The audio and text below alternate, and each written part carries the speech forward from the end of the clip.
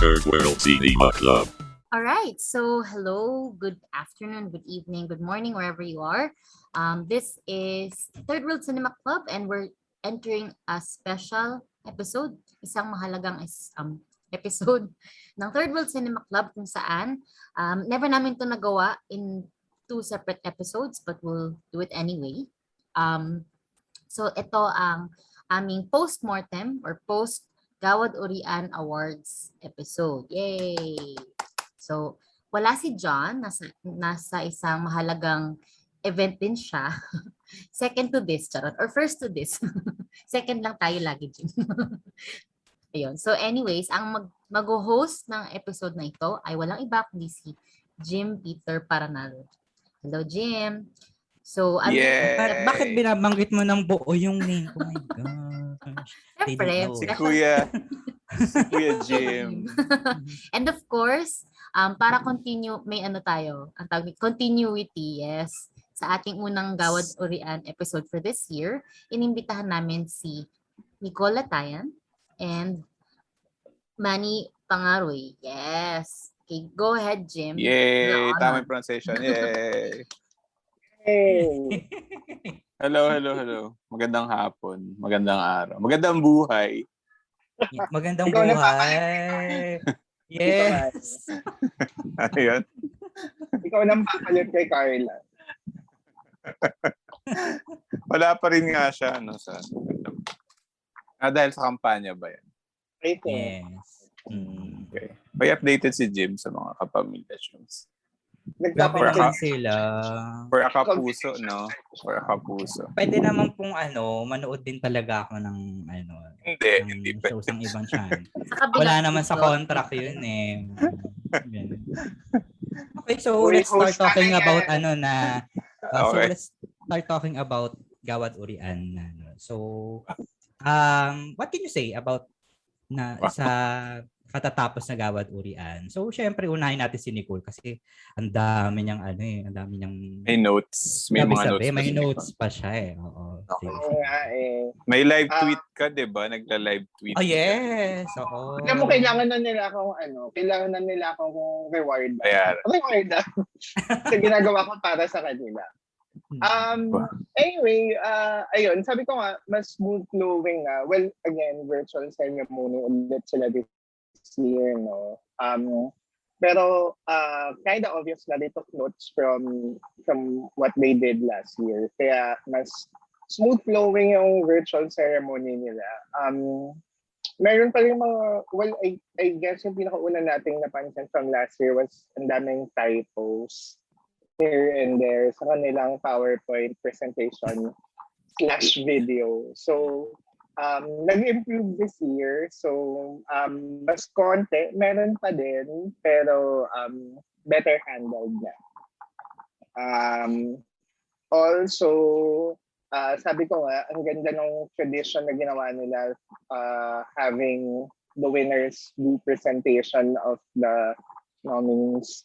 Parang meron siyang feel na welcome into the club or parang congratulations on your nominee feel kapag previous winner yung nag-announce. And ang maganda din dito is they use a different set of presenters as compared to last year. Kasi ginawa din nila last year pero mas different set naman yung in-invite nila this year. Kasi ang dami naman nilang winners. So, maximize na nila yun. Tsaka, feeling ko ang dami dyan na hindi nila alam na Urian winner pala.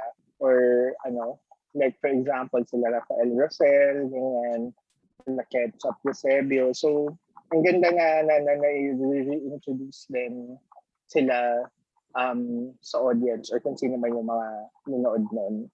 And speaking of, ang ganda din na they opened the show with Ate V and then they ended the show with Ate Guy being the first and last presenters of the virtual ceremony. So, I mean, if it's any indication kung gaano ka respected or binavalue yung award-giving body nila, they were able to invite their two most awarded actresses.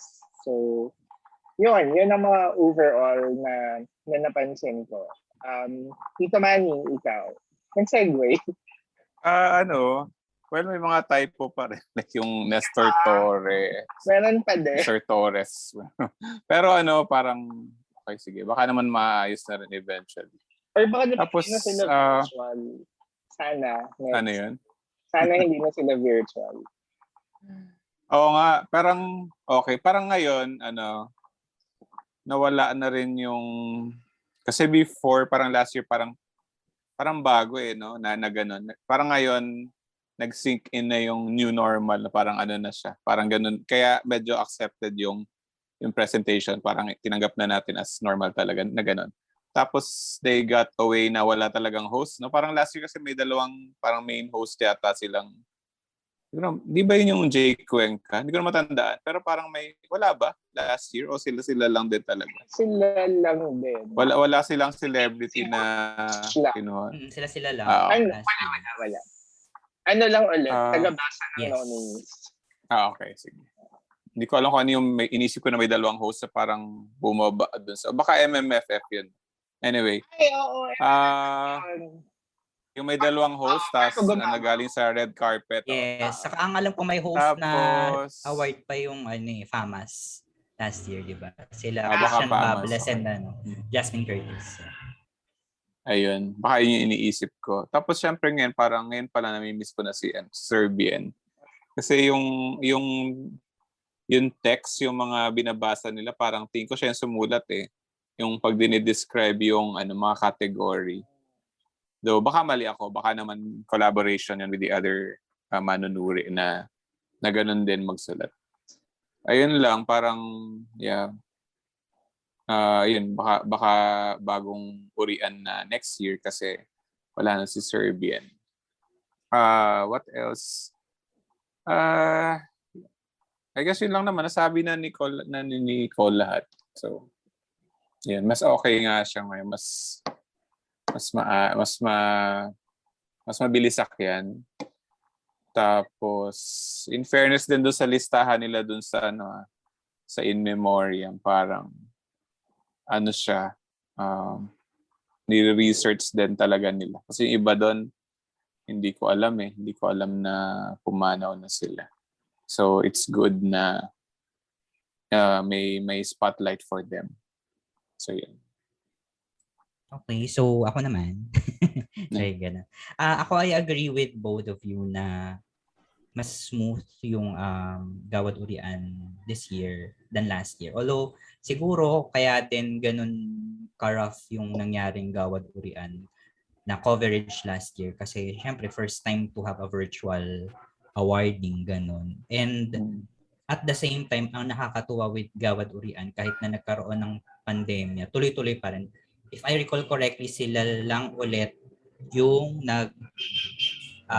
virtual awarding ganon na major film awards, di ba? Last year. Ganon. Although mas nauna kasi ang YCC. Pero walang ganong virtual na awarding ganon. And ano pa ba yung mga nakakatuwa with Gawad Urian this year? Siguro yung mga yun. Ang napansin ko parang pre-recorded na, no? Once na na-announce yung winners. Kasi parang halata mo na obvious agad na na magbibigay na sila kaagad ng speech. Unlike kasi last year, announcement lang. Go ahead. Okay.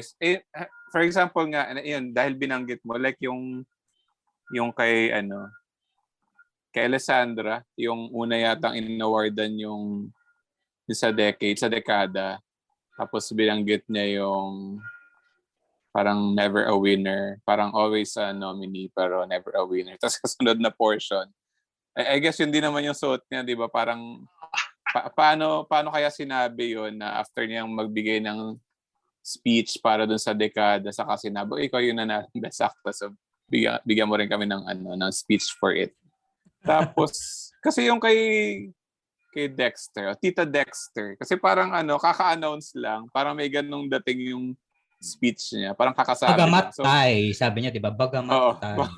Siya lang yun. Siya lang ang pwedeng magsabi nun. Dexter Doria lang yun. Oo nga. So, nakakatuwa. So, yun nga. Curious ako paano yun. Sinabi ba agad or ano? Ay, wala. Magkakaiba kasi ng ano sila. Magkakaiba ng reaction. May theory ako. Feeling ko, nag-schedule sila ng call pero without really informing until on the spot. So parang may schedule sila ng tawag pero siguro parang probably they were asking lang for something kunyari. Tapos once na nandun na sa call, doon nila sasabihin na nanalo sila. So in a way, technically halatang pre-recorded siya. But kaya nakakuha pa rin ng spontaneous. Lalo na kay, ayun nga, kay Korean winner Tita Dexter at kay Miko Laurente kasi parang touch na touch. Oo nga. Yun din pala. So, cute. Ayun. So, and ang galing.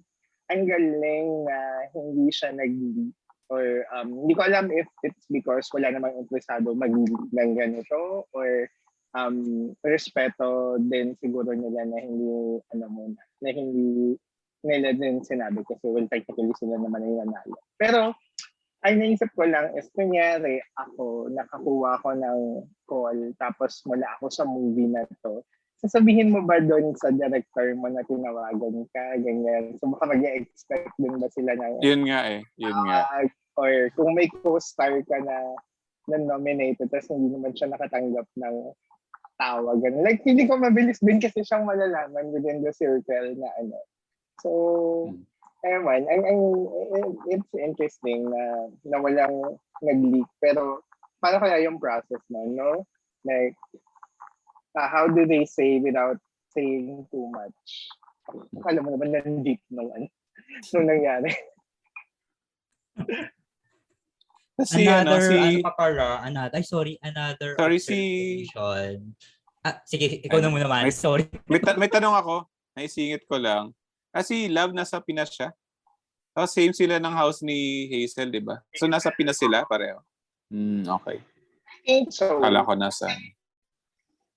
I think so. Well, hindi din ako sure. Pero feeling ko, kasi hindi, parang virtual pa rin ata yung BFI, di ba?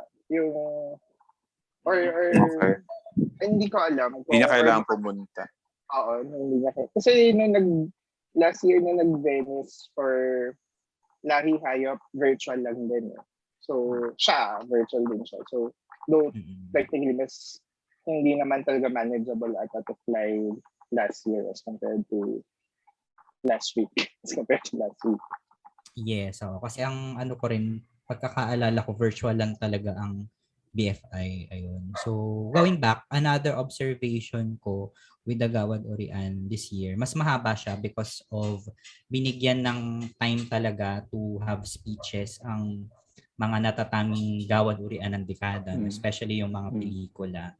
Pero ang nalungkot ako kasi hindi yata nakapagbigay ng speech, di ba, si Angeli Bayani? Kasi ang naalala ko si John Lloyd Cruz ay parang nag-spoken words and then ayun nga si Alessandra. And I was also hoping sana si Angeli Bayani kasi nandun din si Nora Honor. Diba? Ayun. And every movies din na kasama dun sa natatanging pelikula ng dekada, diba? Yung mga directors, they have their own speeches. And like si Candela Cruz, kakaiba rin yung speech niya. Oo nga, parang yun. video. Short film-ish. Baka naka-lock in na sila for Broken. Marriage Broken. Wow, something. Pero last year... Pero sayang. Oo, sayang. Pero alam nyo, naisip ko din na in a way, medyo naging beneficial sa kanila yung virtual ceremony in a year na naggawad sila. Kasi hindi ko siya na-imagine ma-pull off nila ng live na hindi umabot ng siguro mga 5 oras. Like, kung may 10 movies ka, may 4 actors ka, like yung tribute isa-isa and all nun. Sobrang kakain ng oras. So, in a way, okay din na hindi na nila kailangan pa mag-guarantee ng attendance, like iwan ka na ng message, ganun. So, I mean, yun sa movies pa lang, 11 movies yun, sabihin na natin 3 minutes speech, 33 minutes agad, diba? So, at least nung edited, mas watchable siya, I think. True, mas watchable siya kasi kung talagang live baka abutin nga ito ng 5 oras kasi may mga other ano pa yan, may mga intermission pa, may mga hindi may iwasang mga production numbers ganun. So Meron naman better na, nga yung ano, Meron. Si soundtrack Bugoy. ng The Boy for Told. Oo. ay, oo nga Yeah. pala. Oo, sorry naman. Ayun. So, another observation na natuwa ako sa Gawad Urian. Kasi di ba si Yayo Aguila, while announcing yung nominees, hawakin talaga yung Ito yung Gawad trophy. Urian na trophy na parang, well, wapakalas kayo sa mga hindi na naniniwala sa akin last year na nanalo na ba supporting actress. Eto, ang trophy. Patunay. Nagawad Urian. Sabi ni Nicolino yung bagong vaccination card. Para improve na winner ka. Natutuwa ako sa speech ni Nanding Josef, 'di ba? Yung statement niya na kasi itong Gawad Urian hindi ito nababayaran or hindi ito nasusuhulan. Oo. Hindi ko din alam kung sino yung tinutukoy niya, pero Oo nga. Ba't may ganun? Ba't may ganung idea? May thought na gano'n. oo. Pero sobrang deserving niya. And sobrang nakakatawa kasi I think bihira for veteran character actors to get a lead actor win sa Urian. I think if I'm not mistaken. So usually kasi they reserve it for mga leading men type or mga young actors na relatively young pa. So ang nakakatawa naman na at this stage in their career, they get not only great roles but still awards recognition. So at saka mukhang touch na din sa speech niya. Yeah, totoo. Oo nga. May nabasa nga akong tweet from Sir Archie kasi 'di ba bihira talaga na for a character actor mabigyan ng lead acting award win. So parang di-recall niya sila Lou Veloso in Colorum, ayan, Ronnie Lazaro in Yanggao, and then ito nga si Nanding Josef in Nahihayo. Ganun. So aminado with other winner unexpected or surprise, no? Like kay Direct J for editing, sa production design ng Memories of Forgetting, Ayan na, sabi the supporting actor win ni Nicola Laurente, ayun, no? And yung best actress si Alessandra because hindi naman natin sinasabing upset win ito, pero parang surprise tayo na okay, Alessandra, nanalo na din siya agad nanalo na siya ng best actress, 'di ba? Siguro in terms of kay Alex, again, it's very obvious na she's a Mananuri favorite. I think she is the youngest actress to game kung ilang nominations na meron siya. Parang nasa 10, 11 na ata siya. So she's the youngest to get or to have 11 nominations. So parang paano ba? It's just a matter of when kung kailan siya mananalo ng best actress. And I think they find this year the perfect time for her to win. And magaling naman talaga siya sa watch list.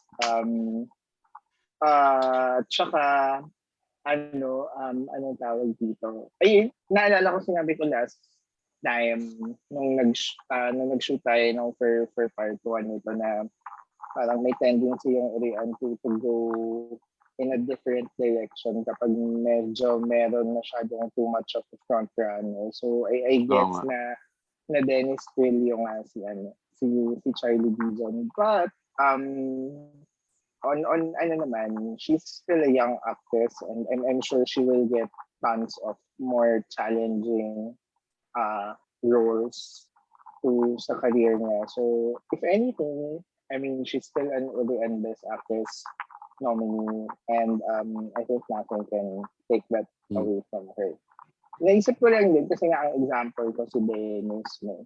Kasi when he was supposed to be or to be the front runner for in 2004. Tapos hanggang ngayon wala pa rin siyang uruan. So baka yung on the job might be the vehicle for him. Pero yun, naisip ko lang on the other hand, kahit young ka pa, once they pass over you, baka they'll pass over you ultimately.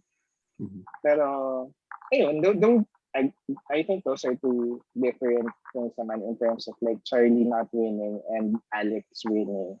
Besides si Alex, she's a very, feeling ko her career merits din ang best actress. So dami na ng lead roles na in the past and I'm sure in the future. So, yun. I think that makes her the first front runner for Gawad Dekada for the 2020s. Oo. Yun nga yung parang last time tinanong ko kayo kung merong pangit na ginawa si Alex. Kasi para sa akin, lahat deserving. Lahat ng performance niya parang deserving ng trophy ng siya. So, ilang talaga yung time kung kailan makukulan yung para sa kanya. Pero for me, wala siyang binigay ng lahat worthy ng recognition. Tapos, inisip ko rin nung nanalo siya, parang in essence, bago sa kanya yung role kasi yung nanay na siguro nanay ng isang pinoprotektahan yung family against yung war against drugs. Parang inisip ko it could be an Angeli Bayani role or a Cherry Pie na pwedeng ganon. Pero for Alex, parang oo nga no, medyo bago rin sa kanya yung ginawa niya doon. So walang question doon sa award. Though I rooted for Charlie Dizon kasi ano siya. Basta gusto ko yung ginawa niya sa Fangirl. Pero no questions doon sa pagkakapanalo ni Alex. Yun nga, naghintay lang tayo ng tamang time and ito na yon. This is it. At saka, dagdag ko lang na ang cute kasi pareho silang nanalo ni Nico. So parang mother-daughter winning performance. And I think na-mention ko din ng part 1 natin na favorite or fan kasi ako ng Bambanti. So natutuwa ako na nanalo sila ng sabay. And na nag-shoutout pa si Nico kay ate Alex, tita Alex niya. Then sa speech niya. So, ang cute. No, mas gusto ko sila both sa Bambanti, pero okay din naman sila sa watchlist. Mm-hmm. Ako, minado, di ko natapos ng buo yung watchlist. Kasi naalala ko kasi yun yung, di ba, nag-SFFR. So, sa sobrang dami, parang hindi ko napanood yung ng buo. Ganun. Saan mo tinapos? Saan mo hininto? Kasi parang yung huli, na ata yun.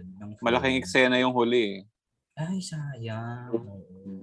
Pero in fairness with Alex, magaling siya as Pero umabot ka dun sa nag-start na siyang magtrabaho for anong pangalan nung guy? Ni Art? Oo, kay Art.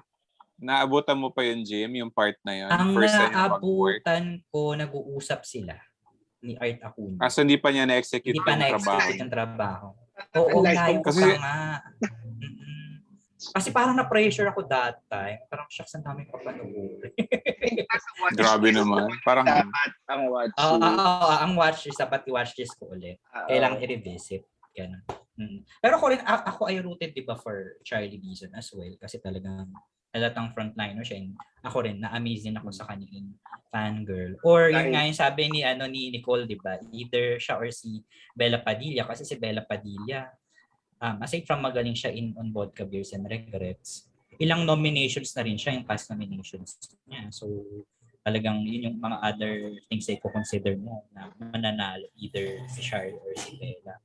Kaya nakaka-surprise din na manalo si Alex. Pero I believe she's deserving naman dun sa award.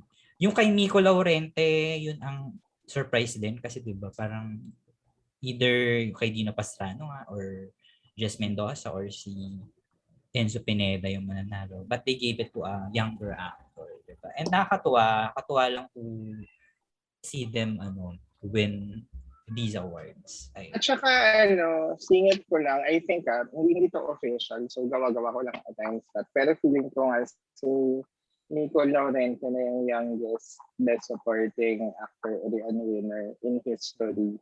Kung tama, kasi hindi ko alam kung ano yung age. Wala siyang published birthday sa online. So, hindi ko ma-compute to. Basta parang may hinanap pa akong post niya from years ago na sinasabi niya kung ilan yung taon niya doon. So, nag-compute pa ako. Hindi ko alam kung ba't ko din ginawa yun. Pero feeling ko siya yung youngest best supporting actor. Yeah. I think nilista ko siya dun sa SFFR. Pero hindi siya yung top list. Pero nasa, ilan ba yung pinapalist sa atin? 5 or 3? I think nasa 5 siya. Yeah, So, 5. napinadala ko. Saan pa ba? Nakakatuwa kasi ba finally nga yun, sabi nga diba ni Hazel Orencio, finally, nanalo na rin siya kasi diba as padalas sa atin napapanood with Love Diaz, no, na kasama siya as, kilala natin siya as character actress and then she got recognized here in Lahi Hayop.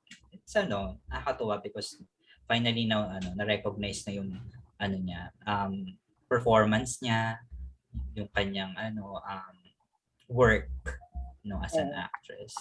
And speaking of finally, may tie-ups ulit sila finally. So after 10 years, parang Lola, leading ladies pa ata yung huling acting tie nila or even kahit sa director picture. So I guess mas madali din mag-tie kasi 10 voting members tapos 5 lang yun nominees for supporting actors. Baka kaya yun yung reason kung ba't madaming nominees lagi sila para hindi masyado mag-tie. Pero since 5 lang sila and then pero again, sabi ko nga din ng part 1, yung line-up nila ng supporting actors is very wala pa kasi may Orian win din sa 5 nominated. So, kakatawa, nag-tie pa sila. So, that process of 2 women na nananalo na ng Orian doon.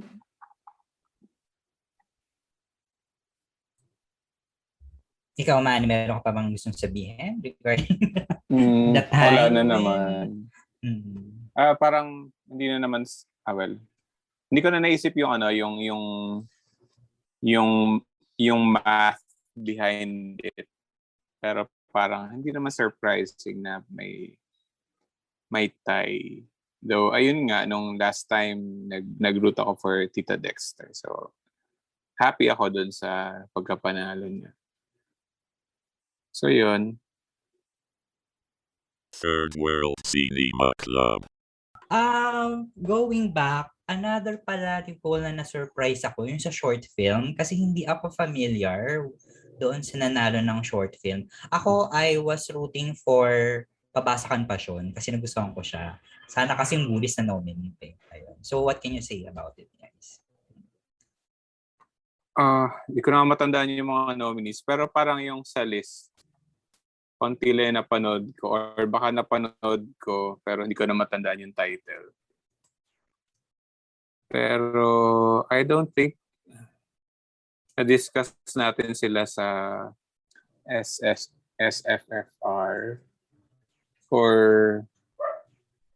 wala. May listahan ka ba ngayon? Hindi ko matandaan. Ay, wait. Ito, best short film, Ang Bahagharing Uhaw sa Ulan, Aana, Isang Daan Isang Mariposa, My Father is an Astronaut, Next Picture, Noontime Drama, Pabasakan Pasyon, Yaw Yaw ni JP, and eventual winner, Ola. Hindi din ako actually, parang konti lang napanood ko dito if I remember it right, or mahina ako sa titles. So, wala akong mag-comment. parang ang natatandaan ko lang actually right after that ay yung time drama. Tapos hindi ko matandaan kung saan film fest ko siya napanood. Oo nga. Uh, parang kung hindi ako nagkakamali kasi parang sa sinehan ko nga siya napanood. Kasi ang tagal lang walang sine. So baka so hindi ko alam. Baka naman hindi ko siya sa sinehan napanood. Pero natatandaan ko yung noon time drama. Yung next picture, I think it premiered sa, or if hindi siya nag-premiere, pinalabas din siya sa Locarno back in August. Kasabay ng Whether the Weather was fine this time. Pero hindi ko rin siya napanood. Pero it looks interesting. So, hindi ko matandaan kung ano yung mga previous winners ng short film ng mga isang taon sa ulit. So, hindi ko mag-gauge kung anong klaseng short films yung preferred ng mga manunuri. Well. May natandaan ako isa, yung To Show My Love. Anong So, taon? Orian winner yun. Siguro mga 11 years ago na. Yung time ng kinatay pa. So, mga ganun. So, 2009. Tama. 2010. Tama naman yung 11 years ago. Wow. Actually, mag-search nga ako now kung anong natatandaan kong winners nila for short film. Pero parang hindi sila, if I'm not mistaken, hindi sila masyadong okay, last year pala Talk Wi-Fi yung nanalo. Oo nga. Best short film. Tapos 2 years ago it was Tembong by Shira Advincula na hindi ko din matandaan if napanood ko. So wala. Pasensya na, Jim. Wala ako masyadong ma-comment sa short. So, I guess we have to mahilig na ako manood ng short film, pero parang dun lang sa list, wala ako masyado napanood. Ako din kasi yung mga napanood ko last year, either from Cinemalaya, saka yung mga parang Sine Kabataan ata yun. Anong nanalong short film sa SFF? Sa atin? I forgot. Kalimutan na rin. Pero parang... Bullet Lace Dreams ba? Hindi. Hindi ba docu yun? Docu siya na short eh. Okay. Ang short lang niya na docu eh. Ganun. If I recall correctly parang Bullet yun Lace Dreams. Parang yun. Kasi yung other docu na napanood ko nasa yung mga galing din from Daang Docu. Kasi last year may Daang Docu. So paano namimili ng short film yung manunuri? No? Oo nga. Kasi kung feature length, parang isip natin pinalabas sa sinihan pero minsan kasi kahit di napapalabas sa sinihan, di ba? Or somewhere else. Parang sila lang yung win. You send an email. Parang you send an email sa kanila for if you wanna be qualified. Kaya din lagi kasabay announcement nung nung full-length feature categories, yung short film and docu. Kasi if I'm not mistaken, I let you submit directly sa email mo. So malaki rin yung chance talaga na hindi pa siya napapanood ng tao, no? Kung ganun yung process. Okay. Pero generous sila kasi parang 2018 ata, 2017 yung docu nominees nila nasa 14, 15. Wow. So, bigyan din talaga nila ng moment or spotlight yung And isa sila sa konting award-giving bodies na nagbibigay spotlight sa short films. Parang last year nag-short film na din ata ang PMPC. Really? Last year ba mayroon? Parang wala. Or 2019? Sorry. For 2019. A few weeks ago lang yung nangyari yung ceremony. Oo nga. Alam ko may short film category na sila finally. Kasi ang mga short film and docu, yun yung mga parang na-overlook. Hindi lang ng awards, pati ng tayo, no, as an audience. Although with the cinephile community, Yung, syempre, familiar with the short films and documentaries. Mhm. Kaya oo. maganda rin if nabibigyan ng recognition. And then, speaking of documentaries, hindi pa natin na dadaanan na the best film winner is a documentary. So that's a very a history in the making sa Urian, and a very deserved history Yes. for not only for them or for our giving Yes. back, but that very timely pa din kasi yung and ang ganda ng mga speech ni ni Alex Alex Arumpa. Arumpa. Yeah. Regarding naman sa technical or other technical awards, very deserving ang Midnight in a Perfect World, no, for best sound, and even Alam ko, The Boy Portal by the Stars. Memories of music. Forgetting. Grabe, Na mas marami Wala. ng technical awards Oo, na napanalo, diba? pero hindi binanggit ni Jim. So, Pero inuna niya kanina. Ay, grabe kayo, Diba? guys. Nakita ko reaction mo kanina, Nicole. So, okay na ako doon. hindi na makikita. Pero wala akong ibig sabihin sa kahit anong matita na. I guess in terms of technical categories, no, konti lang din kasi yung technical categories ng Urian. Parang lima lang actually. Editing, sound, music, Cinematography. Cinematography. So, very, I think they spread the wealth. Ay, hindi, dalawa pala yung napanalina ng ano itong movie ni Jim? Memories of Forgetting. So at least, ang takeaway ko is at least see Midnight in a Perfect World and see The Boy Foretold by the Stars can call themselves winning movies. Mm-hmm. And ang nakakatawa, lalo na dun sa win ng The Boy Foretold by the Stars is kasi yung category ng best music or yung pinakamakusay na musika is, I guess it can pertain not only to the musical score but soundtrack.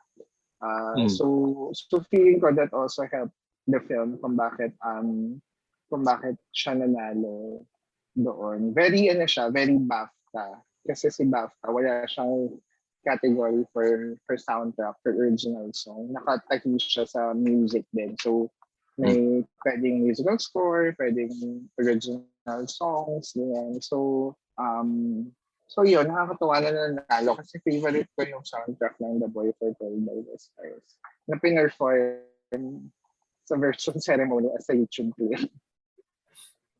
Ganun ba? Actually. Okay. Ayun. Wala naman akong Okay naman sa akin yung mga nanalo. Wala akong violent reaction. Lalo na dun sa mga pelikula ni Jim, okay lang naman. Nag-guess ko naman. Grabe kayo na, susingit talaga sa akin. Siguro parang na lang, yung wish list lang is, sana yung mga citation na babasa natin somewhere na nakita natin kasi for sure may mas mahaba pa silang sinabi about the film. Yes. And malaking bagay yun na nakakabasa tayo ng mga ganun article. So, sana nagpa-publish sila ng mga writers. I'm not sure, pero hindi ba sila nag-post ng sa Facebook page nila? Post Ay, nandun. Meron Okay. Oo, meron. Check ko na lang. Pero ang pansin ko with Gawad Urian, kasi nakakapanood ako ng mga clips nila during 90s, 80s, ganun.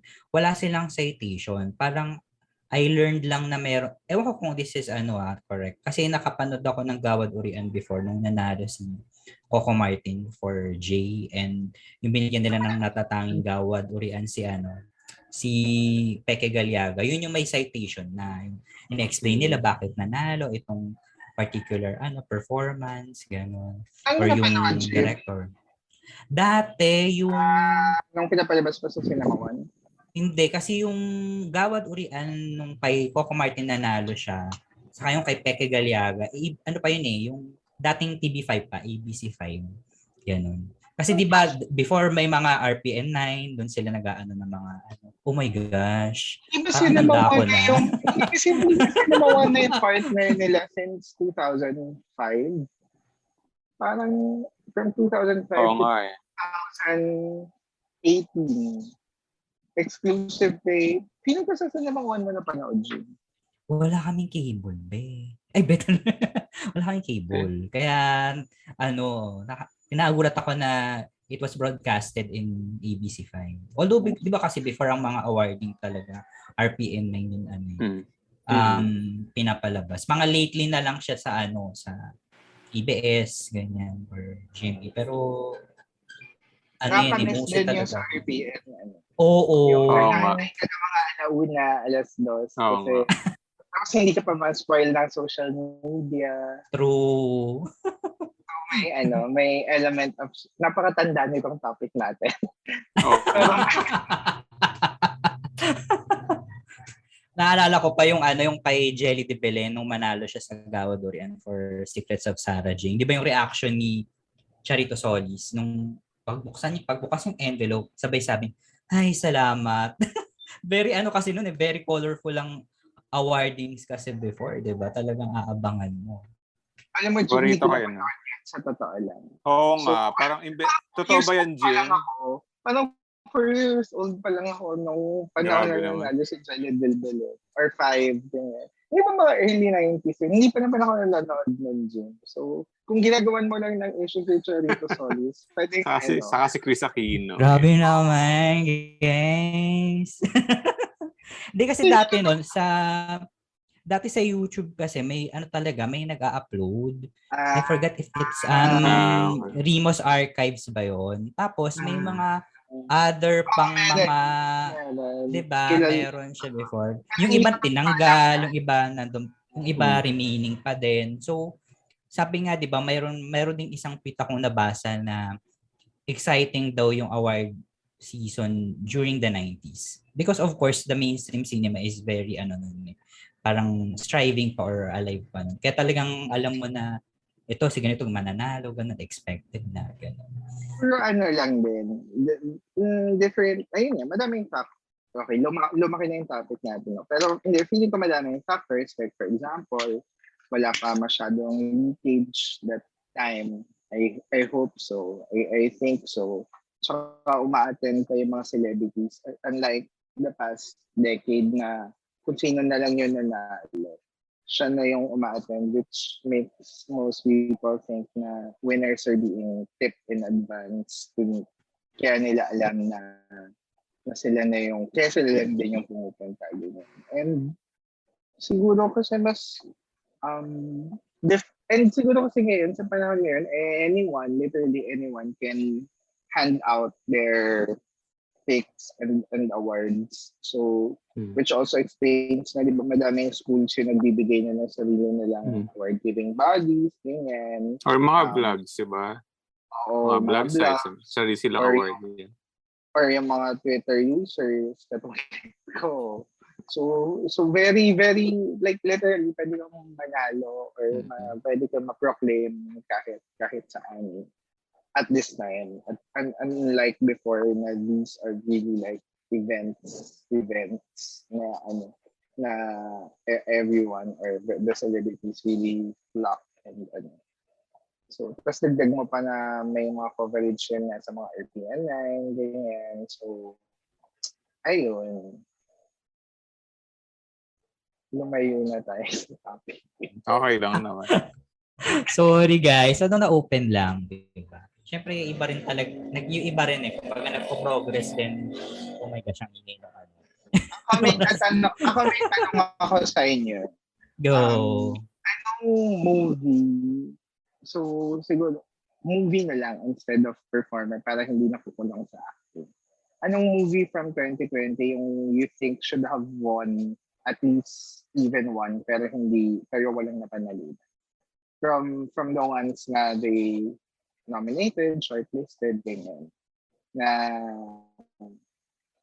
hindi nanalo ng kahit ano. So, oo. So kung gusto niya ng clue, ito yung mga ibang movies na walang napanalunan pero nananominate. So, Fangirl, Kintsugi, On Vodka Beers and Regrets, The Highest Peak, Finding Agnes, Untrue, Malaya, Alter Me, A Thousand Cuts, He Who Is Without Sin, Magic Land, and yun. But I think wala naman ako na naiiwan. Oo, yun. Doon sa mga yun, ano yung, kung kayo, pwede kayo mag-hand, tagpuan pala, sorry, nominated for Best Actress. So, from yun, ano yung isang movie na bibigyan nyo ng win and saang category? Hirap ba? As in, yung question ba is dapat nag-uwi ng award? Oo. Oo. Okay. Yung most of it, marami nung gusto doon. Pero parang kung yung question is manalo over dun sa na-announce ng Orian, yun yung medyo tricky na part, no? So, Yes. I would go siguro with Magic Land na production design. Kasi, or even cinematography. Kasi, sino bang gumawa ng cinematography ng Magic Land? Sorry, wala akong on list. Pero, ayun. Gusto ko yung ginawa niya doon. Pero, ayun nga. Parang, doon ako nahirapan sa kung dapat nanalo siya over. Criteria, oo. Siguro yung mga film na kasama si Jim dapat hindi nanalo. Joke Ay, lang. grabe siya. Ikaw, Actually, ako ang... Jim. Ay, sorry. Actually, ako, when it comes to production design, same din, sana si Magic Land din. Kasi talagang, hindi lang kasi siya nadaan sa sa visual effects eh. Alam mong, there's production design involved in it. Ayun. Tapos, wait. Check ko lang ulit yung nandito sa list. Saka siya yung look and feel ng Magic Land parang yung input talaga galing kay Peke. So parang legacy to ni Peke. So parang na-capture niya yung ganun. Kaya parang in a way na natutuwa doon sa mga ginawa nila sa Magic Land. Ayun. Tapos for cinematography, well deserving naman talaga sina Alex Arumpak and Tanya for Aswang. Pero ako Paki-announce yung surname ni Tanya. Ang hirap eh. Horrell Chick? Ganyan? Horrell Chick ba? Ang hirap Paano ba nila sinabi sa sa Orian? Horrell Chick? Ganyan. Ako kasi I prefer Midnight in a Perfect World over Aswang when it comes to cinematography. Kasi talagang from the framing or shots pa lang ng pelikula, kita mo na kaagad yung kumbaga, ibang world yung dinala tayo in Midnight in a Perfect World. Kaya siya yung prefer ko na manalo. Yun. Tapos, ano pa ba? O diba sabi ko isa lang? Ay, sorry naman. O sige. Go. Yan, Alam mo sige, pag Nicole, ikaw yung gumaganyan kay Jim, ganyan siya. Pag ako yung gumaganyan sa kanya, ang daming sinasabi. Alma siya. Grabe, gano'n. Parang yung guguho na yung mundo niya. Pag ako yung umirit. Pag naman ikaw hindi, parang sabay paano siya. Kaya, mga ganyan. Pag si Nicole hindi, tawa-tawa lang siya. Same lang naman yung violence na na-inflict sa kanya. Grabe! ba't sa akin na napunta? Alam ko dapat gawat urian. Bakit napunta sa akin yung usapan? Ay kasi creative consultant ka nung isang film. So ano ka na dapat? Tanggapin mo na nakasali ka. Gawat Urian winning film. Oo. Taon mo to, yun. Oh my gosh. O panoorin nyo daw, walang kasarian ng Digmang Bayan. Yun daw. Ito yung napalabas ng hindi tapos, di ba? Parang, ito ba yun? Yung parang binroadcast niya na hindi pa tapos. Ito yung sa may Sinag, Maynila last year, no? Na-pull Oo. out last minute, right? Oo, pero nagpalabas siya ng konti. Tama ba? Alam ko may sa ganun. Balangaw channel niya last year. Oo, Yan. parang may live Portion or broadcast, bit. ganyan. Oo. Ganyan. Yep. Ayun.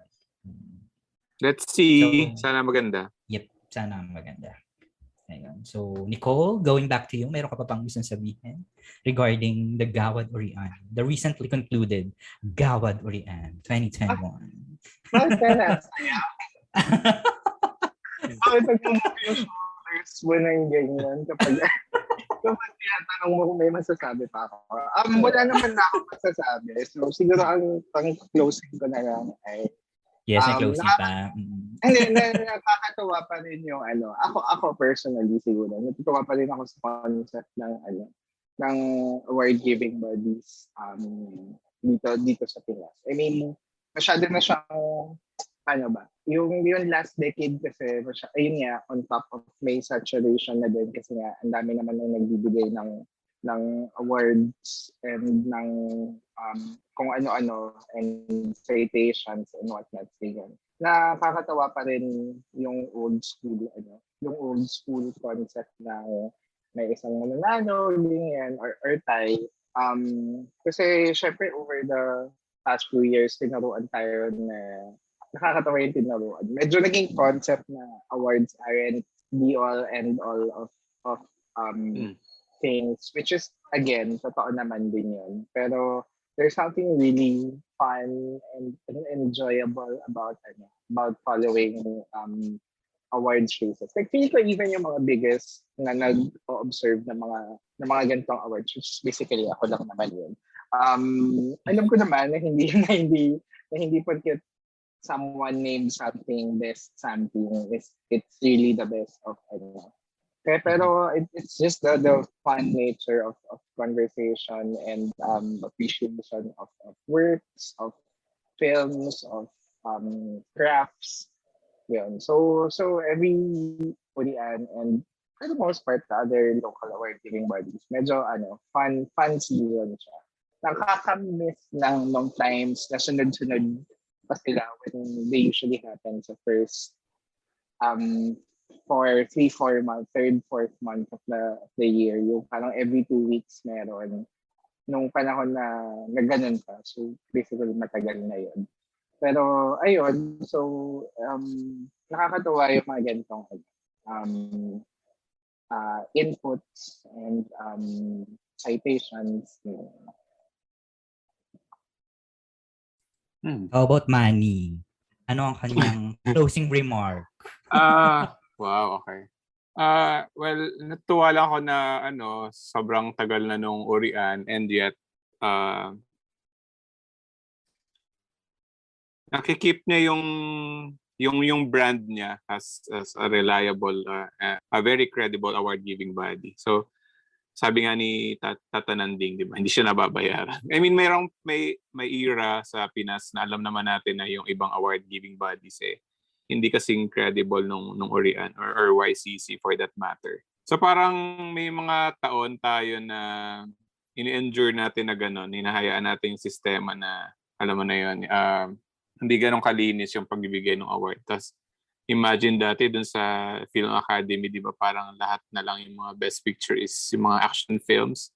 Yung parang sunod-sunod yung taon na gano'n, na parang nawala na yung concept ng nag-a-analyze talaga tayo, nag-a-assess talaga tayo ng pelikula, kundi bumagsak na dun sa botohan. Halimbawa, sa lang naman to, opinion ko lang about PMPC na halimbawa affiliated sa ganitong network or sa ganitong artista, parang votes lang din yung nagpapanalo sa isang film or sa isang performance. And yet, itong Urian, parang through the years, nakikip naman niya yung integrity niya. Tapos ngayon na pumapasok na siya doon sa era na parang lahat na lang pwede maging critics, diba? Sabi nga natin, even sa Twitter, pwede nang maging critic, nagre-review ng film, nag-share ng thoughts on films, and some of it, to be fair, magaganda naman yung thought nila, even sa Letterboxd, diba? Kahit wala akong account, I heard maraming write-up doon na magaganda. Ang gusto kong sabihin, even that na ano bang tamang term, parang na-dilute na yung pag-assess ng film, kasi lahat pwede nang makagawa. Even that, parang pa rin, standing tall pa rin yung Urian or YCC. Kahit na ganon na yung pupuntahan nung pagbibigay ng award. And I guess hindi mabibigay nung Twitter or social media yung moment talaga na nagbibigay ng winner, nag-a-announce ng winner. Kasi nakakahawa ng saya yun, di ba? May nananalo ng award. Kahit minsan hindi ka masaya para dun sa tao. Pero alam mo yung joy nung nananalo. Nakakahila pataas. Ayun lang, nakakahawa. Kaya siguro, tayo, as I don't know, nag-generalize ng third world country, baka malaking bagay yung nakakita tayo ng may nananalo, nabibigyan ng award, yung nakaka-capture yung moment na may masayang tao na bibigyan ng award. So, yun lang. Hindi ko naman madi-deny na eventually siguro magbabago na yung mukha ng pagbibigay ng awards. Pero let's see. So, good luck. Good luck sa mga upcoming years for them. So, yun.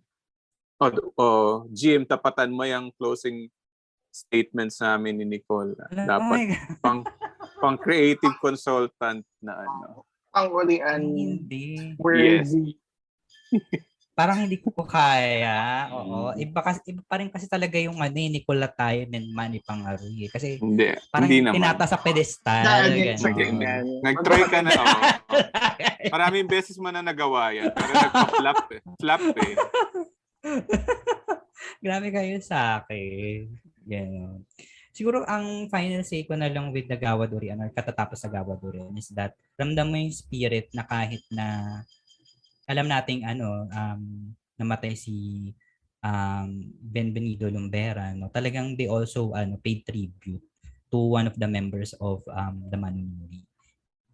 Ayun. So well, yun lang naman. Wala na akong masyadong masabi pa. So, Pag kinuha kang Manunuri kapalit na Serbia. Ayong.